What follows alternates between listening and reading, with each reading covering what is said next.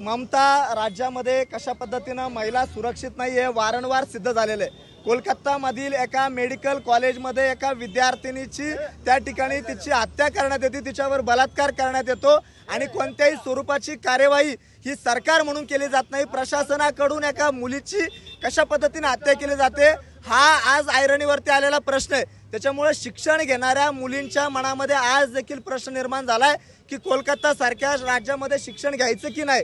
महाराष्ट्रासारख्या राज्यामध्ये विद्यार्थिनींमध्ये भीतीची स्थिती आहे। त्याच्यामुळे हे दयनीय अवस्था या शिक्षण क्षेत्राची झालेली आहे।